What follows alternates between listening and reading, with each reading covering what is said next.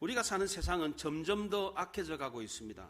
그리고 예수 믿는 사람들이 점점 더 줄어들고 있습니다. 이런 상황 속에서도 하나님은 늘 언제나 구원받는 백성을 남겨두셨습니다. 성경은 이런 사람들을 가리켜 남은 자라고 했습니다. 초대교회 당시에 소아시아의 두아디라 교회도 남은 자들이 있었습니다. 세속에 물들지 않고 진리를 사수하고 예배를 목숨처럼 여기는, 예배를 안 드리면 우리는 죽는다, 이런 생각을 가지고 하나님의 은혜를 받으며 살려고 하는 사람들이 있었습니다. 두아디라 교회는 책망받는 사람이 있었는가 하면 칭찬받는 사람들도 있었습니다. 어려운 상황 속에서도 칭찬받는 사람들이 바로 남은 자들이었습니다. 이들은 나중 행위가 처음 것보다 더 많았습니다. 이들 역시도 처음에는 책망받는 사람들처럼 세상에 물들어서 예배를 등한시하고 세상 문화에 휩쓸려서 살았습니다. 그런데 나중에는 하나님의 말씀이 진리인 줄 알고 회개하고 과감하게 세상 문화를 버리고 다시 예배의 자리로 돌아왔습니다. 예배의 자리에서 하나님이 주시는 은혜를 받고 그 힘으로 살고자 했습니다. 이렇게 한 사람들의 숫자는 그리 많지 않았습니다. 성경 역사 속에서도 하나님이 남겨둔 사람들의 숫자가 그리 많지 않았습니다. 아담에게 많은 아들들이 있었는데 그 중에 셋만 남은 자였습니다. 노아 시대에 그렇게 사람들이 많았는데 노아의 가족 8명만 남았습니다. 소돔과 고모라가 멸망할 때에 아브라함의 조카 롯과 그의 2딸만이 살아남았습니다.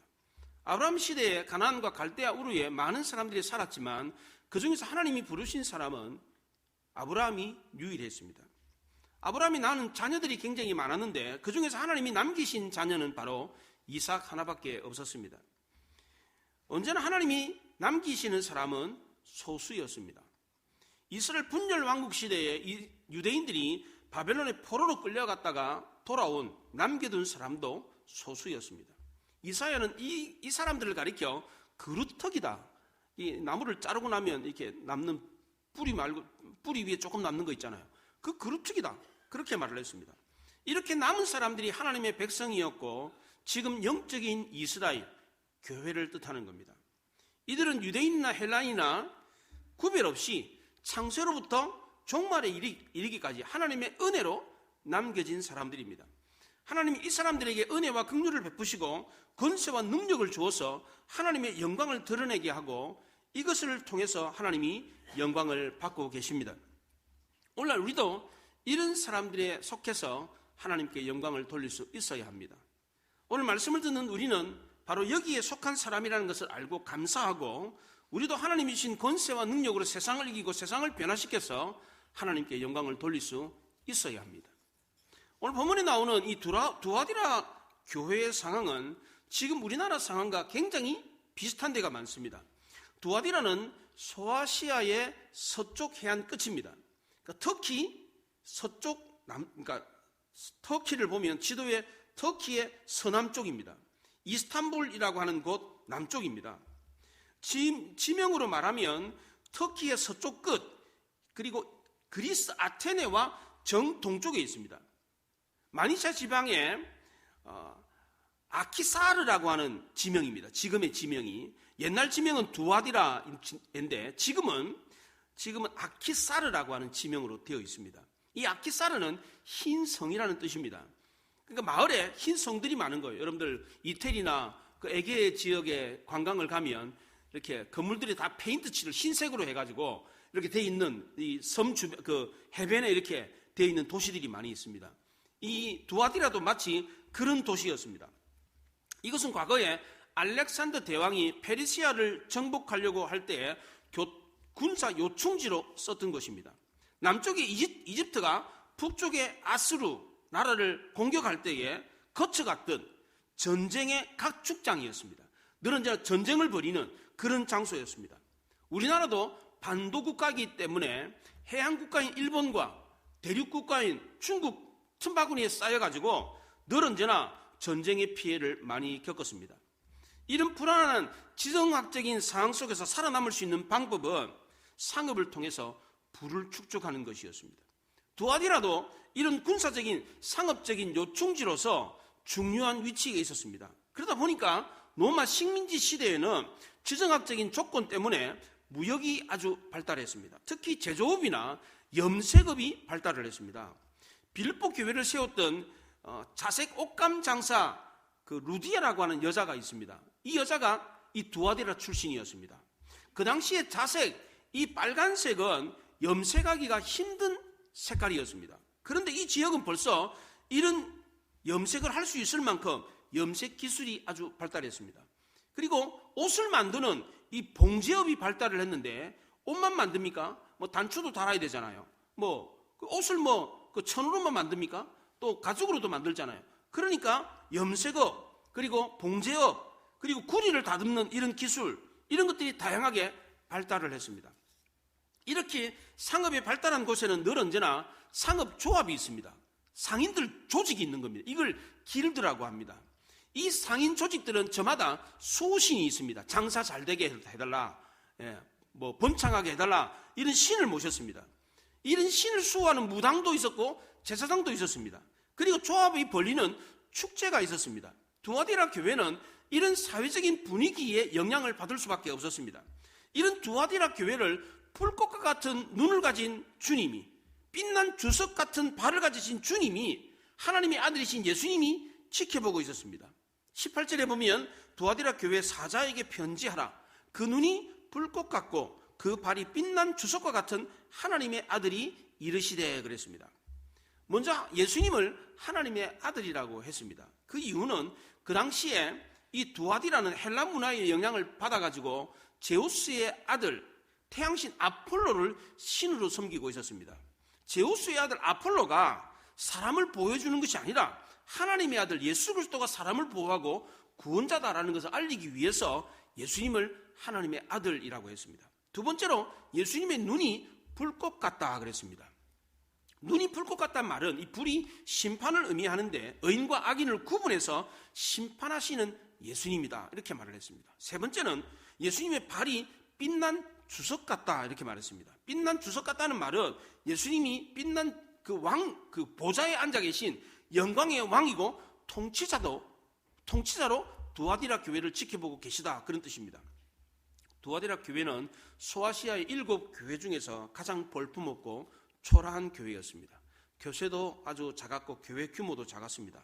그런데 성경에 기록된 분량은 이 7 교회 중에서 이 두아디라 교회가 분량이 제일 많습니다. 그러니까 하나님은 제일 연약했던 이 두아디라 교회에 더 많은 관심을 가지고 있었던 것입니다. 두아디라 교회 바로 앞에 나오는 버가모 교회는 세상 권력에 의해서 정치적인 박해를 받았습니다. 그래서 음행과 우상을 숭배했습니다. 버가모 교회는 외적인 정치적인 압박 때문에 음행과 우상 숭배를 행했다 그러면, 이 두아디라 교회는 외적인 압박이 아니라 내적인 잘못된 가르침 때문에 음행을 행하고 우상 숭배를 범했습니다. 이게 바로 사탄의 다양한 전략입니다. 사탄은 우리를 공격할 때에 한 가지 방법으로 공격하지 않습니다. 저마다 약점이 있어요. 약한 부분이 있다고요. 저 사람은 먹는 거에 꼬박 넘어가. 먹는 거로 유혹하는 거예요. 저 사람은 성에 약해. 그러면 성적인 걸로 유혹을 하는 거예요. 저 사람은 돈에 약해. 권력에 약해. 거기에 맞게끔 공격을 한다는 것입니다. 사탄은 이런 여러 가지 방법으로 우리를 넘어뜨리려고 합니다. 두아디라 교회는 이런 다양한 사탄의 공격을 받는 중에서도 주님의 칭찬을 받았습니다. 어떤 칭찬을 받았느냐? 내 사업과 사랑과 믿음과 섬김과 인내를 아노니 내 나중 행위가 처음 것보다 많다 그랬습니다. 여기 사업이라는 단어와 행위라는 단어가 원래 원어는 같은 단어로 되어 있습니다. 그러니까 이 행위는 사랑, 믿음, 섬김, 인내를 뜻하는 겁니다. 이것이 나중으로 갈수록 더 많았습니다. 에베소 교회는 반대였습니다. 처음 사랑을 잃었다 그랬어요. 처음에는 에베소 교회가 정말 삐까번쩍했어요. 정말 열심히 대단했습니다. 그런데 사랑이 없는 헌신과 수고와 인내의 덕목밖에 없었습니다. 그러니까 시간이 갈수록 사랑이 없으니까 하다가 그만둬버리는 거지. 시작은 막 거창했는데 나중은 볼품이 없었습니다. 그러나 두아디라 교회는 그렇지 않았습니다. 믿음에 근거해서 사랑과 섬김과 인내가 시간이 갈수록 더 많아졌습니다. 비인과 두인이 조화가 된 균형 잡힌 신앙생활을 하고 있었습니다. 그래서 시간이 갈수록 실천을 더 많이 하는 교회였습니다. 그렇다고 두아디라 교회 모든 교인들이 다 칭찬을 받은 게 아니었습니다. 책망받는 교인들도 있었습니다. 두 가지로 책망을 받았는데, 하나는 자칭 선지자라고 하는 여자 이세벨을 용납했다는 겁니다. 이 이세벨은 행음하게 만들고 우상의 재물을 먹게 했습니다. 또 하나 책망받은 것은 음행 때문이었습니다. 21절에 보면 내가 그에게 회개할 기회를 주었으되 자기의 음행을 회개하고자 하지 아니하는도다 그랬습니다. 그 당시에는 언덕만 되면, 산꼭대기만 되면 다 신전을 지었어요. 우리나라도 그랬습니다. 우리나라 제 어렸을 때만 해도 산의 언덕에 뭐 차려놓고 막 제사상 차려놓고 막 그냥 이렇게 막 음식 차려놓고 막 푸닥거리하고 막 그랬어요.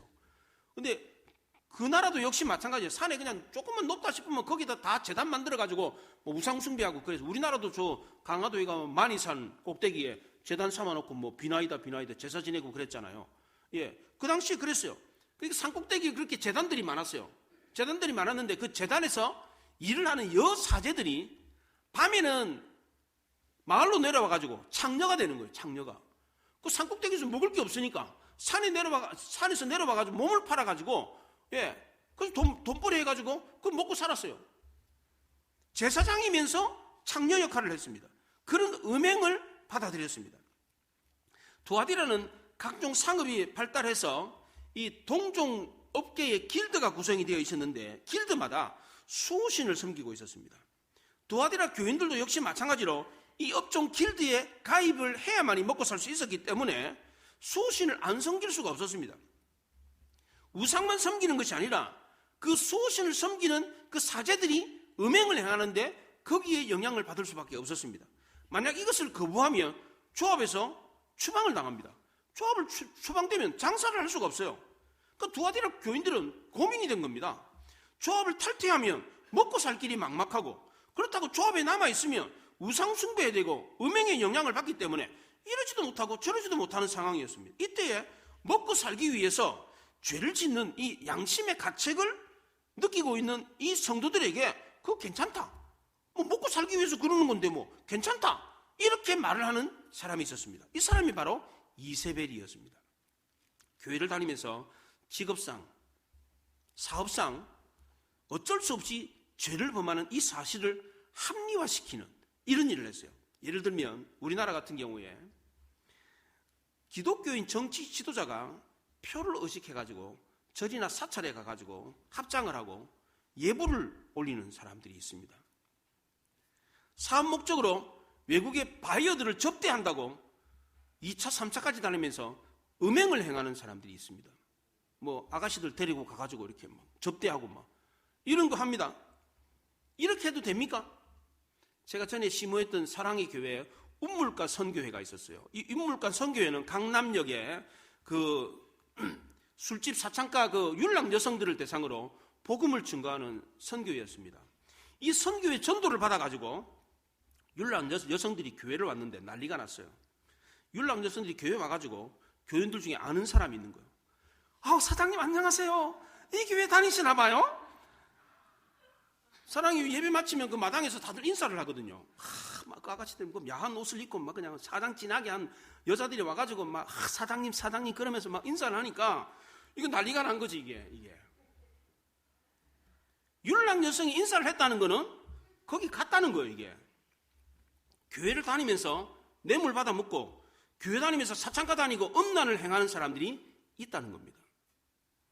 이세벨은 교회 안에 이런 사람들이 돼서 괜찮다, 뭐 먹고 살기 위해서 그런 건데 뭐 괜찮다, 이렇게 이야기를 했습니다. 이세벨은 북이스라엘의 아방의 왕비였습니다. 시돈 땅 엣바알의 딸이었어요.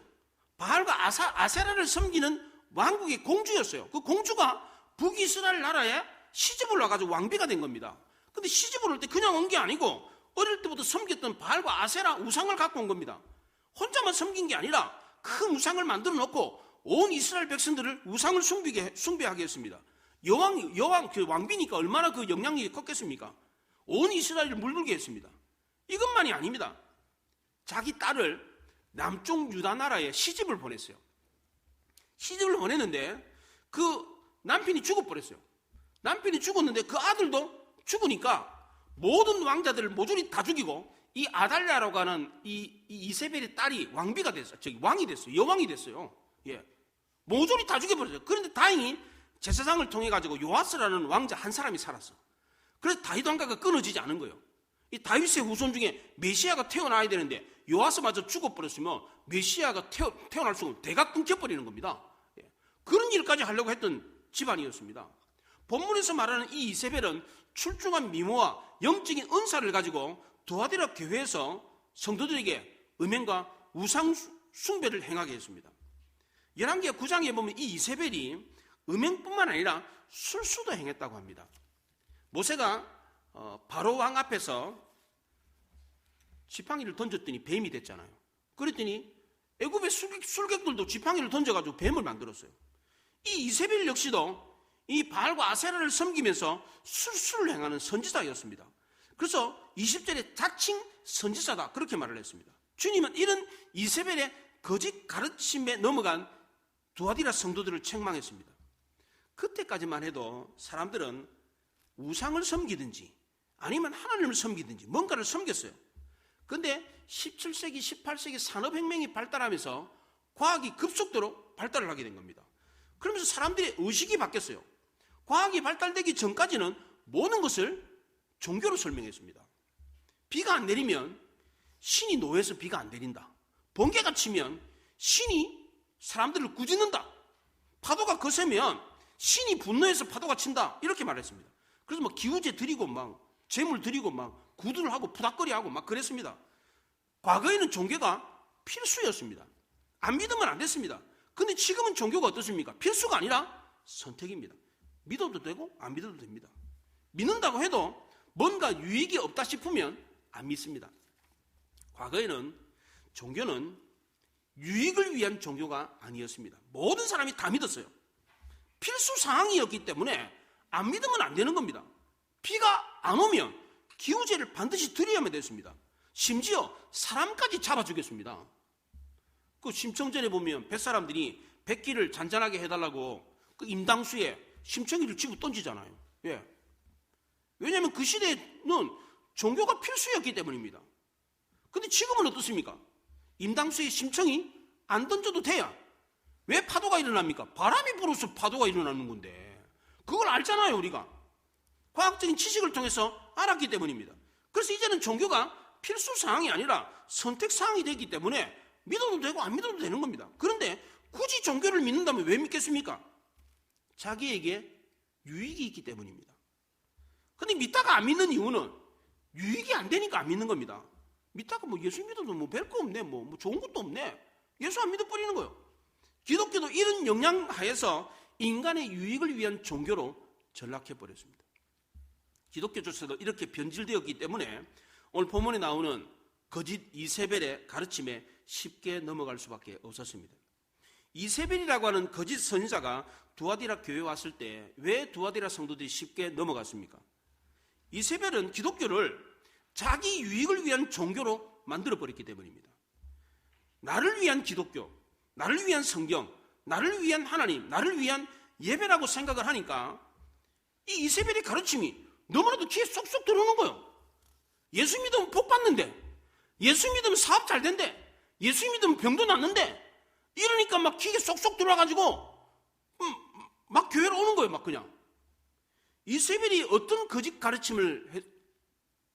가르침을 했습니까? 첫째는 이세벨이 들여왔던 이 바알과 아세라 숭배하는 사람들은 제사를 축제로 드렸습니다. 축제로. 열왕기상 18장에 보면 그들이 그 단 주위에서 뛰놀더라 그랬어요. 제사를 축제로 드렸습니다. 축제로 막 뛰놀았어요. 예배가 축제가 맞지요? 그렇잖아요. 축제가 맞습니다. 그런데 이 축제가 누구를 위한 축제냐는 거예요. 내가 즐기고 내가 기쁘기 위해서 드리는 축제라면 그건 잘못된 거예요. 예배는 하나님을 찬양하고 하나님을 높이는 것입니다. 그러나 오늘날 예배가 우리를 즐겁게 하고 우리를 위로하는 예배로 바뀌고 있습니다. 그래서 예배 시간에 우리를 즐겁게 하려고 멋진 밴드를 부르고 드라마를 상영하고 멀티미디어를 제작해서 발표를 합니다. 그래야 예배가 지루하지 않으니까 언젠가부터 교회는 교인들의 이런 요구를 받아들이기 시작했습니다. 그래서 드리는 예배가 아니라 보는 예배가 되어가고 있습니다. 볼거리가 있어야 돼. 근데 진정한 예배는 보는 것이 아니라 드리는 것입니다. 나를 하나님께 드리는 겁니다. 나를 하나님께 드려야 하나님이 받으시는 예배가 되는 겁니다. 근데 드린다는 생각을 하지 않고 드리는 예배는 가인의 예배가 돼버리는 겁니다. 하나님께 드려야 받지. 예배를 드리는데 하나님께 드린다는 생각은 아예 없어. 그냥 나만 즐기면 돼. 나만 뭐 얻어가면 돼. 그런 예배라고 생각하면 하나님이 예배를 받으려고 왔는데 하나님은 뭐 꾸다는 보리자루야. 이름만 하나님이 들어가지 뭐. 하나님 필요 없어. 받기만 하면 되니까. 하나님은 생각도 안 하고 그냥 드린다는 생각을 안 하고 그냥 예배를 보고 가는 거예요. 즐기고 가는 거예요. 이게 무슨 예배인가? 이게 가인의 예배가 되는 거예요. 그럼 하나님이 받으시는 예배는 어떤 예배입니까? 예배 시간에 우리의 죄가 드러나서 얼굴이 붉어지고 말씀을 듣는 중에 죄를 깨닫고 통에 자복하며 눈물을 흘리는 예배입니다. 예배를 드리면서 나는 한없이 작아지고 하나님이 무한히 크시다는 것을 깨닫고 하나님께 압도가 되어서 컥 하고 막 숨이 막히고 막 두려웠던 경외감이 느껴지는 예배, 이런 예배가 바로 진짜 하나님께 드리는 예배인 것입니다. 돌잔치 할 때 주인공이 누굽니까? 1년 된 꼬마애가 주인공이잖아요. 그런데 애 운다고 옆방에 그냥 누워놓고 그 돌잔치 하면서 막 먹고 마시고 즐기는 사람 누구예요? 어른들이 와서 즐기고 있어. 주객이 전도됐잖아요. 예배도 마치 이와 같은 경우가 있다는 겁니다. 교회 안에서 드럼을 치건 뭐 말건 이건 중요한 게 아니에요. 그 드럼을 왜 치냐 이거예요. 이거 밴드를 이용해가지고 듣는 사람이 귀를 즐겁게 하기 위한 것이라면 그것은 사람을 위한 것이지 하나님을 위한 것이 아닌 겁니다. 세련된 복음성가를 불러가지고 앉아있는 사람의 귀를 즐겁게 하는 것이라면 그것은 하나님을 위한 예배가 아니라 나를 위한 예배, 사람을 위한 예배가 되어버리는 겁니다. 어떤 악기로, 어떤 멜로디로, 어떤 리듬으로 찬양을 하느냐, 이건 중요하지 않습니다. 왜 찬양을 하고 왜 그렇게 예배를 드리는가, 이게 중요한 겁니다. 이것을 알면 내부로 찬양을 하든 꽹과리로 찬양을 하든 아무 관계가 없는 것입니다. 하지만 시대의 조류를 따라서 사람들이 비유에 맞춰서 예배를 자꾸만 인위적인 방법을 동원해가지고 재미있게 감동적으로 만든다면 그것은 두아디라 교회가 책망받았던 이세벨의 가르침을 따르는 예배가 돼버리는 겁니다. 두 번째로 이세벨의 가르침을 받은 사람들은 큰 소리로 신을 불렀습니다. 열왕기상 18장 28절에 이에 그들이 큰 소리로 부르고 그랬습니다. 예배를 드리면서 큰 소리로 노래하고 큰 소리로 기도하는 거 있을 수 있죠.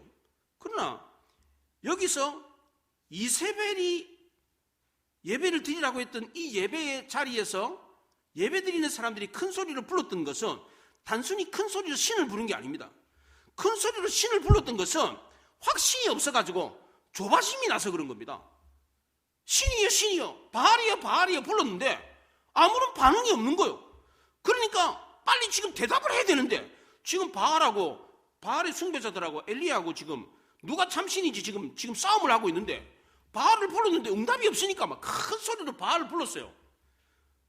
그러니까 조바심이 나가지고 큰 소리를 불렀던 겁니다. 이거는 자기 과시였습니다. 신앙은 자기 과시를 위한 수단이 아닙니다. 나는 예수 믿는 사람이야. 나는 주일날 되면 성령 지키고 교회 가는 신실한 사람이야. 이게 신앙입니까? 이게 아니죠. 신앙은 자기 사랑도 자기 과시도 아닙니다. 그럼 우리는 기도할 때 하나님께 큰 소리로 부르짖으면 안 됩니까? 부르짖을 수 있어요. 우리가 기도할 때 큰 소리를 내면서 기도할 수 있습니다. 그런데 그렇게 부르짖으며 하나님을 찾는 이유가 뭡니까? 예레미야 33장 3절에 너는 내게 부르짖어라. 내가 내게 응답하겠고 내가 알지 못하는 크고 은밀한 일을 내게 보이리라 그랬습니다. 하나님도 우리를 보고 부르짖으라 그랬어요. 왜 부르짖는 겁니까? 하나님의 말씀을 듣기 위해서입니다. 하나님 말씀하십시오. 종이 듣겠습니다. 하나님의 뜻을 묻고 그 뜻을 행하기 위해서 부르짖는 것입니다. 그런데 하나님, 내가 믿는 하나님이 진짜 하나님 맞죠? 저 사람들에게 내가 믿는 하나님이 진짜라는 걸 보여주세요. 하나님을 나를 변호하기 위한 수단으로 증거를 삼기 위해서 하나님을 부른다면 이거는 이세벨의 제사와 다를 바가 없는 것입니다. 나의 정당함과 옳음을 증명하기 위해서 하나님을 이용한다면 그건 이세벨의 제사예요. 어떤 정치인이 재판받으러 가면서 성경책을 끼고 가는 경우 종종 있어요. 그런 사람 있었어요? 재판받으러 가면서 성경책을 끼고 가는 거예요. 나는 예수 믿는 사람이기 때문에 거짓말 안 합니다. 나는 지금까지 이렇게 착하게 살았습니다. 그러면 성경책을 끼고 재판장에 가요. 그런 사람이 있었어요. 몇 사람 있었어요. 그게 뭐예요? 이세벨의 제사지. 하나님을 나의 정당성을 위해 나를 변호하기 위해서 이용해 먹는 거예요. 이건 역시도 종교를 나의 유익을 위한 수단으로 삼는 것입니다. 세 번째로 이세벨의 가르침을 받은 사람은 자기가 요구한 것을 들어주지 않으니까 자기 몸을 상하게 했습니다. 피를 흘리기까지 칼과 창으로 막 몸을 상하게 했습니다. 지성이면 감천이라고 열심히 기도하면 신이 들어주겠지, 이런 생각을 가지고 밥을 굶으면서 기도를 합니다. 40일 금식, 100일 제단, 1000일 작정 기도, 이런 거 하나님이 들어주겠지. 하나님 이거 안 들어주면 나 교회 안 갑니다. 이거 협박하는 겁니다. 이 자해 기도예요. 자해 기도. 물론 열심히 하는 거면 나쁜 거 아닙니다. 지성이면 감천이다.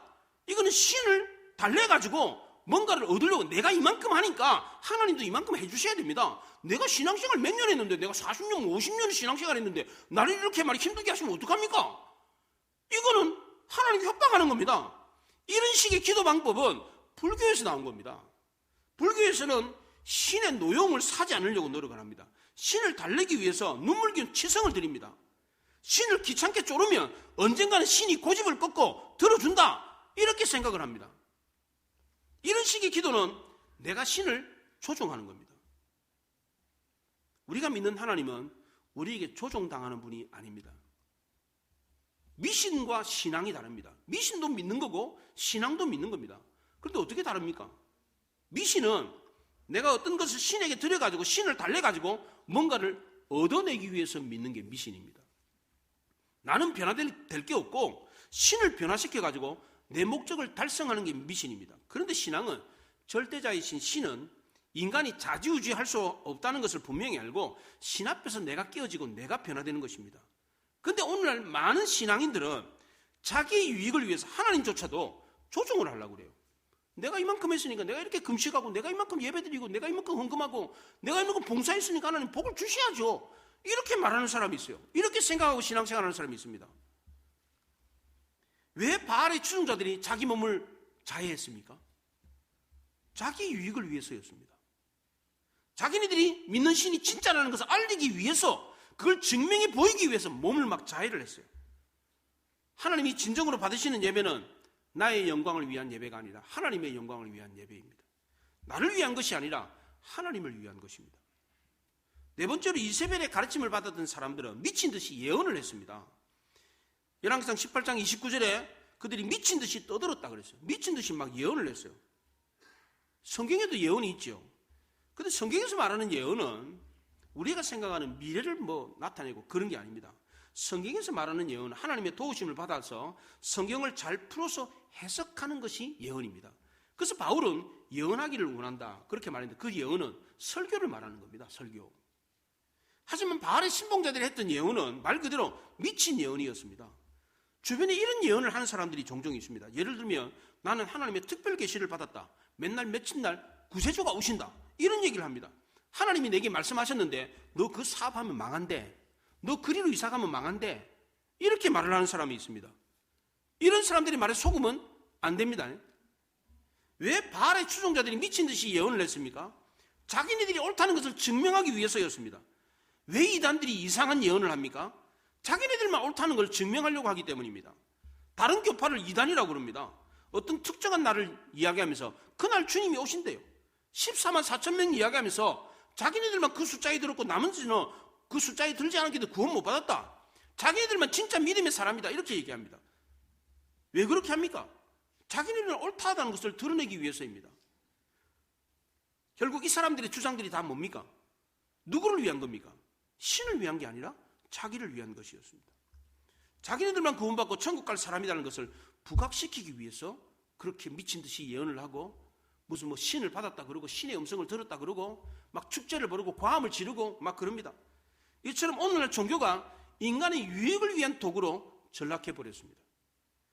종교를 여타 여가 활동이나 아니면 교양처럼 자기를 업그레이드하기 위한 수단으로 생각을 합니다. 기독교도 이런 영향이 있기 때문에 신앙생활도 자기 유익을 위해서 신앙생활하는 사람들이 많아지고 있습니다.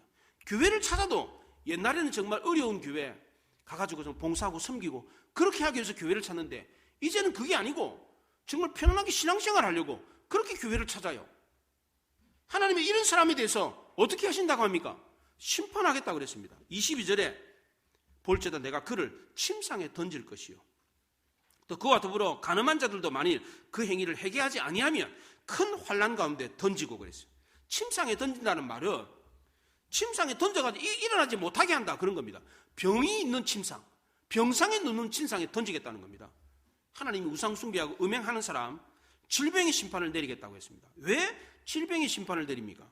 이 사람들이 육체의 유익을 위해서 살았기 때문입니다.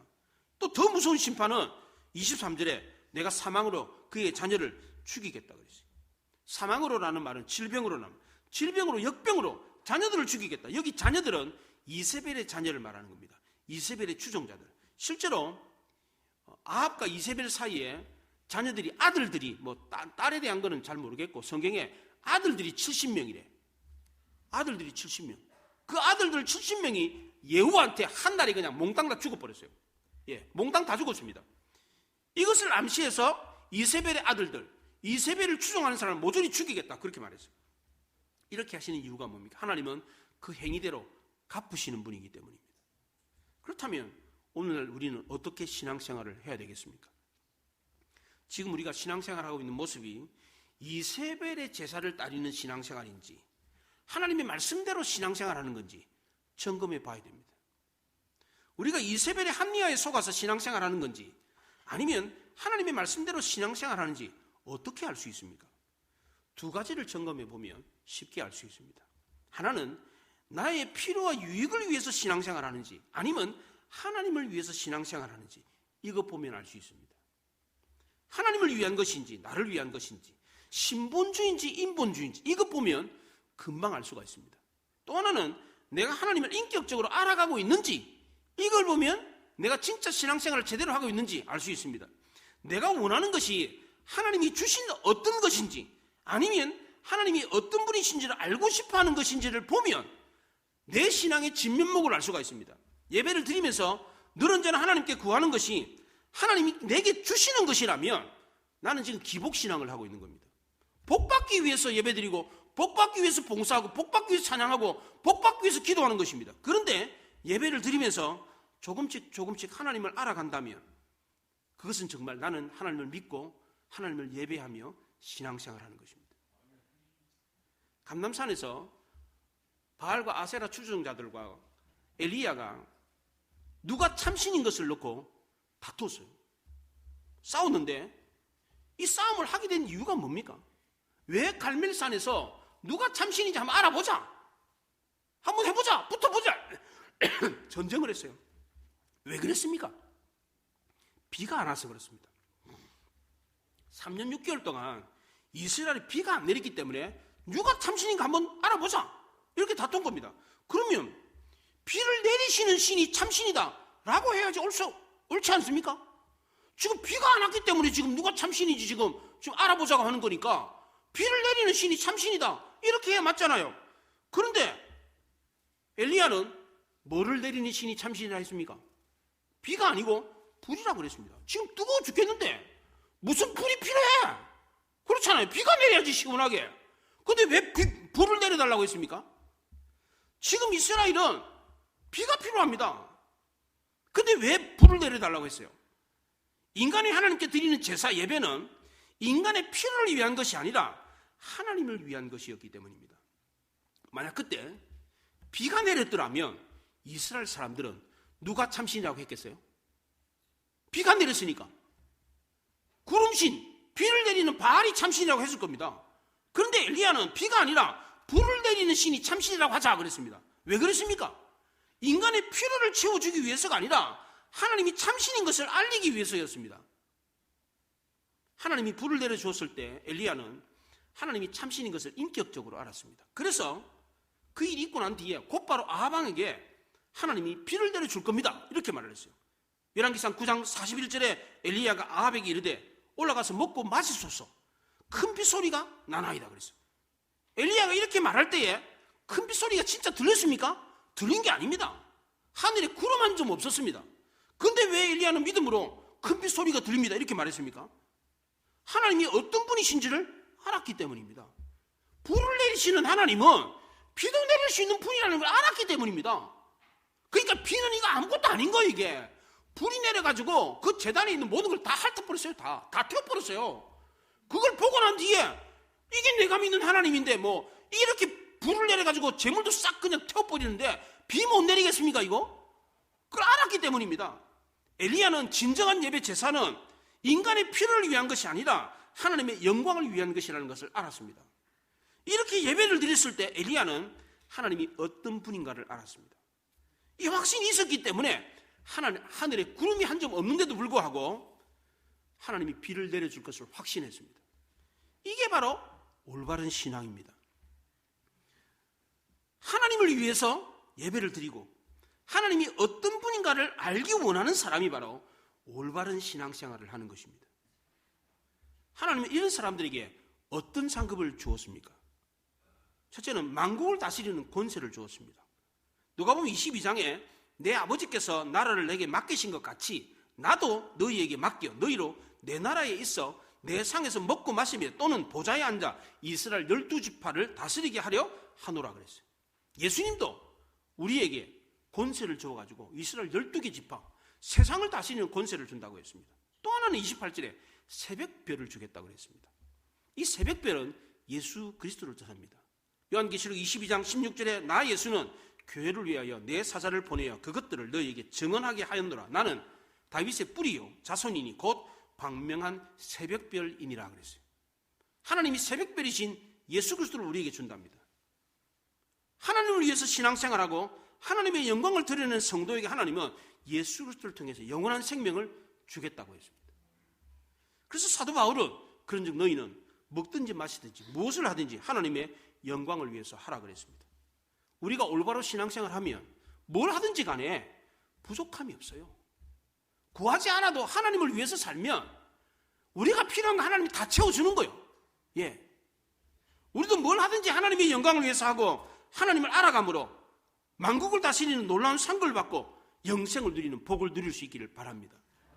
혼란한 이 시대 속에서 우리도 주님이 주신 권세로 세상을 이기고 세상을 변화시켜서 하나님의 영광을 드러내고 책망이 아니라 칭찬받는 우리 모두가 될 수 있기를 바랍니다. 기도하겠습니다. 말씀을 생각하며 기도합니다.